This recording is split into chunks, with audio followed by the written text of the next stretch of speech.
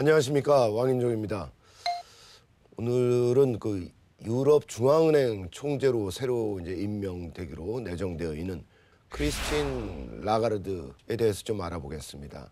근데 유럽이라는 나라가 이제 한 나라가 아니라 유럽 연합으로 되어 있는 그 체인데, 그 유럽 연합의 회원국들 중에 19나라는 공동 통화 유로라는 이제 단일 통화를 사용하고 있습니다. 단일 통화를 19나라가 사용하다 보니까 각국이 이제 중앙은행은 있지만 중앙은행이 자체적으로 독립적인 발권력을 갖고 있지는 않죠. 그래서 이 19나라의 그 공동된 통화 정책을 운영하는 이 중앙은행 역할을 하는 것이 유럽 중앙은행, 약자로 ECB라고 부릅니다. 지금까지 이제 3번에 걸쳐서 이제 총재가 임명되었고, 이제 4번째 ECB 총재로 여성입니다. 크리스틴 라가르드가 내정되었는데요. 이 사실에 대해서 많은 사람들은 야, 참 의외다, 그러고 있습니다. 그래서 지금까지 현재 마리오 드라기를 포함해서 3명의 총재는 모두 다 남자들입니다. 그리고 임명 과정에서도 유럽 국가들의 복잡한 정치적 타협이 있었다고 볼 수 있습니다. 그러니까 20일을 이제 단일 통화를 출범시키려면 이게 시간이 많이 걸리는 것 아니겠습니까? 상당히 오랜 시간에 걸친 프로젝트였고, 유럽 국가 내에서는 19나라는 전부 다 유로라는 단일 통화를 쓰고 있는데, 이거를 출범하는 프로젝트가 그렇게 간단한 일이 아니었겠죠. 그래서 ECB의 전신이라고 볼 수 있는 유로피안 모니터리 인스티튜트 EMI가 그 준비 역할을 했습니다. 한 4년 6개월 정도 준비 작업을 했고요. 그리고 난 다음에 이제 ECB가 공식적으로 이제 출범하게 되는데, EMI는 이제 은행이라 볼 수 없죠. 아직 이제 발권력을 갖고 있는 그 상황은 아니었고, 94년 1월에 출범해서 98년 6월 ECB가 공식적으로 출범함과 동시에 역사 속으로 사라진 기구라고 볼 수 있습니다. 그래서 2명의 총재가 있었는데요. 첫 번째 총재는 알렉산드로 루시라는 사람입니다. 좀 발음이 어려운데요. 이분이 이제 첫 번째 총재를 했고, 이제 두 번째 총재가 빔 듀이센베르그 이 사람이었습니다. 이 두 번째 총재였던 빔 듀이센베르그가 22의 첫 번째 총재가 된 겁니다. 그럼 첫 번째 이제 EMI의 총재였던 알렉산드레 람파루시, 헝가리 출신이고요.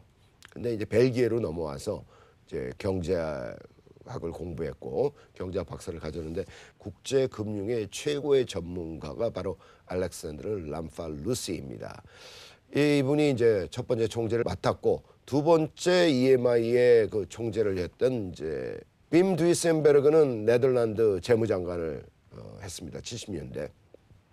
그다음에 82년부터 97년까지 네덜란드의 중앙은행을 맡았던 소위 재정 분야 그리고 금융 분야의 최고의 전문가라고 볼 수 있습니다. 그리고 네덜란드의 노동당 당적을 갖고 있는 정치적 경력도 갖고 있는 정치인이다, 이렇게 볼 수 있습니다. 재무장관, 중앙은행장을 다 했던 전문가죠.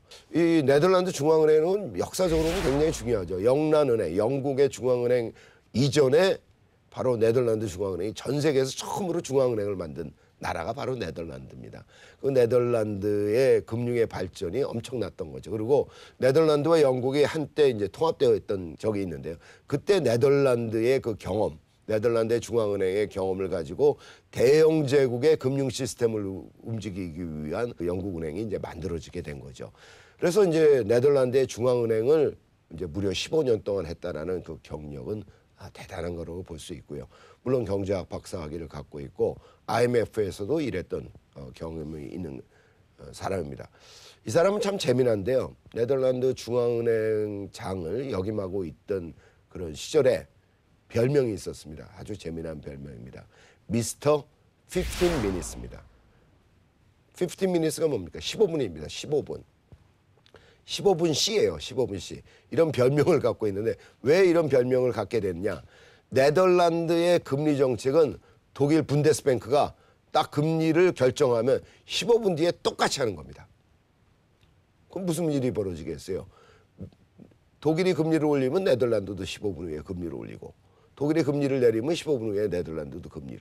그러니까 독일의 통화 가치와 네덜란드의 통화 가치가 같이 움직이는 거죠.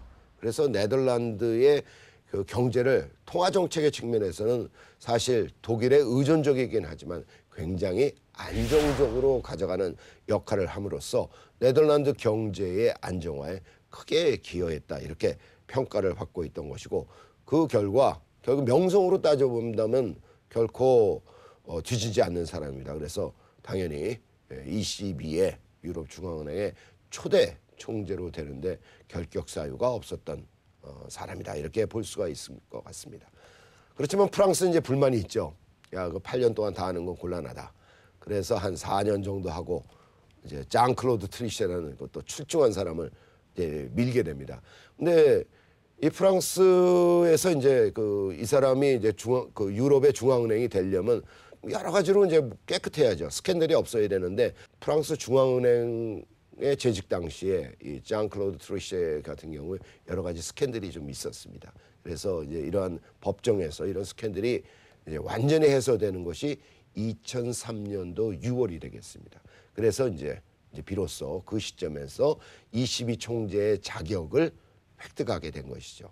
그래서 2003년 11월에 이제 임기 8년에 ECB의 2대 총재가 바로 프랑스가 밀고 있는 장 클로드 트리셰가 되게 됩니다. 2003년부터 2011년까지니까 무려 이제 8년 기간 동안에 글로벌 금융위기가 터졌습니다. 2008년에.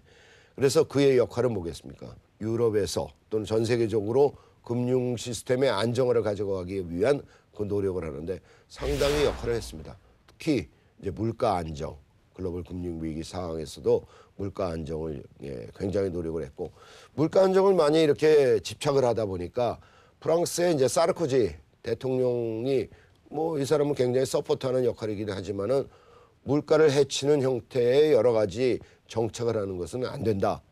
통화를 막 발급하는 것이 좀 무리하게 발급할 경우에는 발권력을 동원할 경우에는 문제가 될 수 있다. 그래서 통화 정책을 상당히 보수적으로 가져갔습니다. 그래서 성장 위주의 사르코지 대통령하고도 대립각을 세웠던 그리고 오히려 독일 편을 들었던 그런 입장이라고 볼 수 있습니다. 그렇지만 또 앙겔라 메르켈하고도 이 트리셰는 대립하기도 했습니다. 메르켈이 굉장히 그 독일의 이익을 지켜나가면서도 원칙주의자죠. 그래서 유럽의 이제 ECB의 회원국인 이제 그리스와 같은 나라, 부채가 많은 국가에 대해서 ECB가 도와주는 건 안 된다. 그리스 파산하게 내버려둬. 이게 이제 앙겔라 메르켈의 입장이었습니다. 근데 트리셰는 아니다.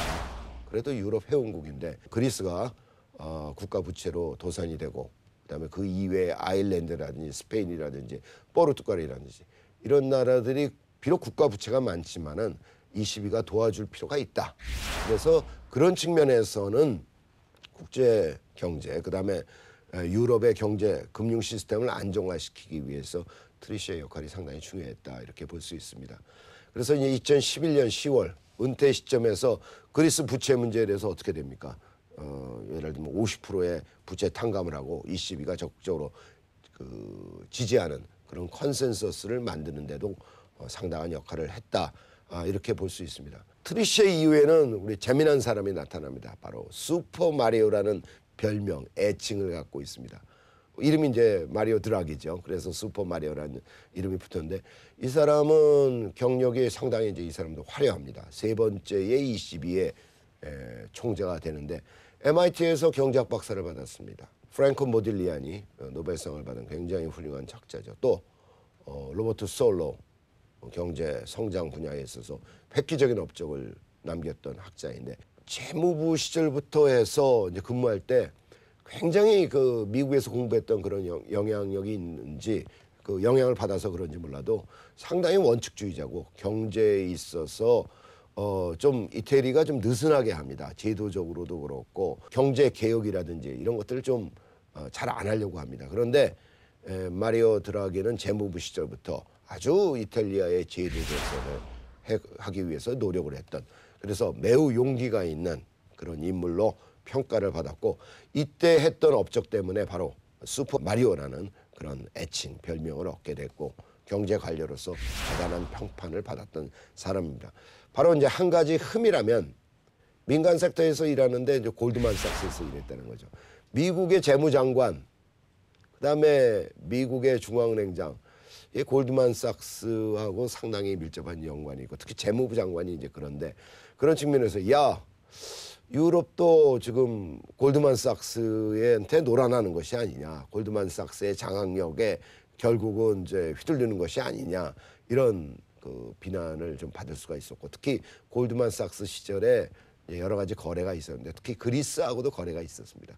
근데 마리오는 이제 자기는 이제 무관한 거다 그렇지만 그 시장에서는 조금 의심을 했던 거죠. 그래서 좀 결격 사유가 있을 것이 아니냐 이런 생각을 했는데 그리고 또 이탈리아 출신이고 그런데 워낙에 명성이 뛰어났기 때문에 결국 독일이라든지 유럽 국가들의 지지를 받아서 제3대 ECB의 총재가 됐고요. 마리오 드라기는 그 총재 시절에 대단한 업적을 남겼습니다. ECB의 어떤 큰 변화를 이끌었던 사람 중에 하나인데 우리가 98년도에 글로벌 금융위기, 98년 9월에 리만 브라더스가 파산을 하고 그리고 난 다음에 11월에 바로 미국은 전폭적인 양적 완화를 합니다. 양적 완화라는 것이 뭡니까? 중앙은행이 발권력을 가지고 돈을 무제한으로 푸는 거죠. 풀어서 그것을 가지고 국공채를 사는 거죠. 근데 ECB는 법률적으로 특정 국가의 국채를 살 수가 없어요. 왜 그렇습니까? ECB는 19개 나라의 연합체이기 때문에 어떤 특정 국가, 독일이라든지 뭐 이런 프랑스라든지 특히 뭐 그리스 같은 거에 그 채권을 사게 되면 국채를 사게 되면은 특정 국가를 지지하는 거다. 그래서 ECB의 방식은 뭐냐면 각국이 갖고 있는 은행들한테 차관을 주게 됩니다. 돈을 빌려주는 겁니다. 그런데 바로 마리오 드라기가 자기가 총재로 있는 기간 동안에 여러 가지 법적인 제도 개선을 통해서 2015년 글로벌 금융위기가 터지고 난 다음에 한 6, 7년이 지나고 나서 3월부터 본격적으로 ECB는 양적 완화 정책을 쓰게 됩니다.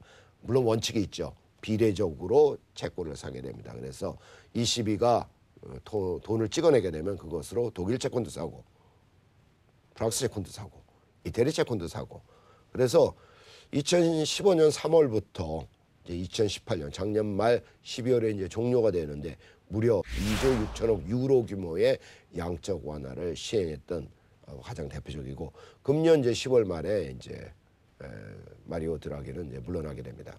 이 마리오 드라기의 이제 후임이 바로 네 번째 총재로 내정된 크리스틴 라가르드입니다. 라가르드는 IMF 총재를 잘 수행했죠. 8년간. 근데 이제 경제학을 공부한 사람이 아닙니다. 경제학 박사학위가 없고 또 중앙은행장의 경험이 전혀 없죠.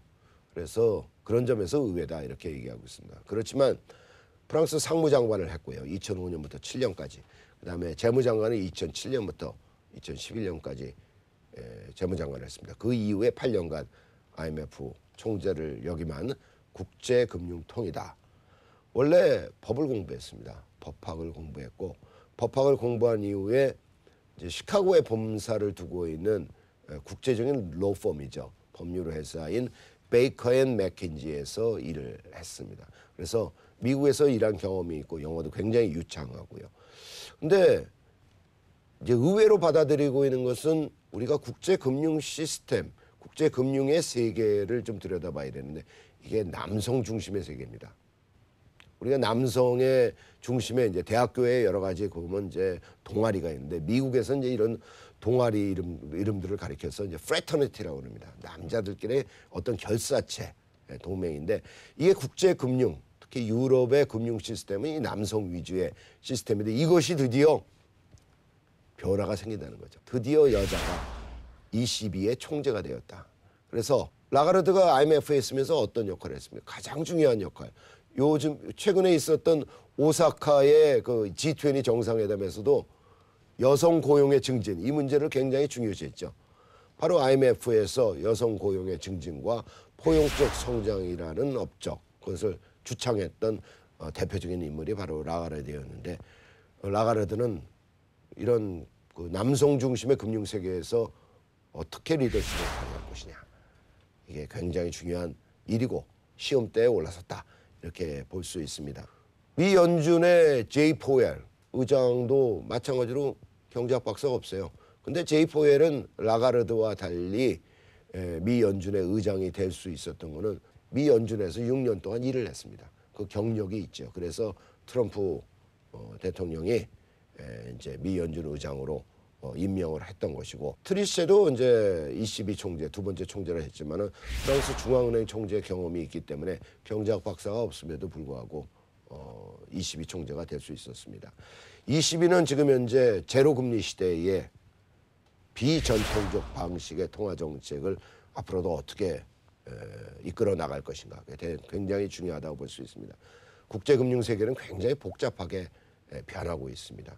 통화 정책에 대한 이해, 국제금융 시장에 대한 이해를 가져야 되는데, 크리스티안 라가드는 IMF에서 국제금융에 대한 이해는 충분히 가졌을 거라고 봅니다. 통화 정책 분야에 있어서 조금 약점이 있는데요. 저는 그게 큰 약점이라고 생각을 안 합니다. 라가르드가 IMF 총재 시절에 전 세계적으로 굉장히 유명한 MIT의 경제학 교수라고 있는 모리스 업스펠트를 자기 오른팔로 두었습니다. 그 다음에 IMF의 치프 이코노미스트를 처음으로 여자로 임명했습니다. 지타 고피나스입니다. 하버드 대학 교수죠. 지타 고피나스를 자기의 치프 이코노미스트로 두면서 금융 시스템에 대한 자기의 부족한 역량을 항상 지금으로부터 채울 수가 있었다, 이렇게 볼 수 있습니다. 현재 ECB의 그 치프 이코노미스트를 맡고 있는 사람은 아일랜드의 중앙은행 총재를 역임했던 필립 레인입니다. 대단한 학자죠. 그렇기 때문에 아마 필립 레인이 치프 이코노미스트로서 라가르드를 잘 보좌할 수 있는 인물이 아닐까 이렇게 생각됩니다. 라가르드는 8년간 IMF를 하면서 많은 국가들이 회원국으로 있기 때문에 통화정책과 재정정책의 국가 간 조정에 있어서 상당한 정치적 리더십을 발휘할 수 있을 거라고 저는 이제 긍정적으로 평가를 하고 싶습니다. 그리고 상무장관, 이제 재무장관의 경력이 있기 때문에 ECB가 재정 준칙을 잘 운영해 나가면서, 왜냐하면 재정이 방만하게 운영될 경우에 통화 정책의 근간이 흔들릴 수가 있거든요. 그렇기 때문에 재정 준칙을 강화해 나가고 있습니다. 특히 그리스나 아일랜드와 같이 국가 부도 위기를 경험했던 국가들을 잘 관리하기 위해서는 재정 정책이 중요하죠. 근데 바로 라가르드는 재무장관의 경험이 있기 때문에 이것도 플러스 요인이라고 볼 수 있습니다. 그리고 이제 IMF에서의 국제기구의 경험, 그 다음에 제가 볼 때는 가장 중요한 건데요. ECB의 남성 중심의 금융 서클에서 젠더 이퀄리티, 젠더 밸런스, 성적인 평등, 성적 균형을 맞출 수 있는 굉장히 중요한 역할을 가져올 것이 아닌가. 그래서 ECB에도 새로운 바람이 불어올 수 있다, 이렇게 생각합니다. 여기까지입니다. 감사합니다.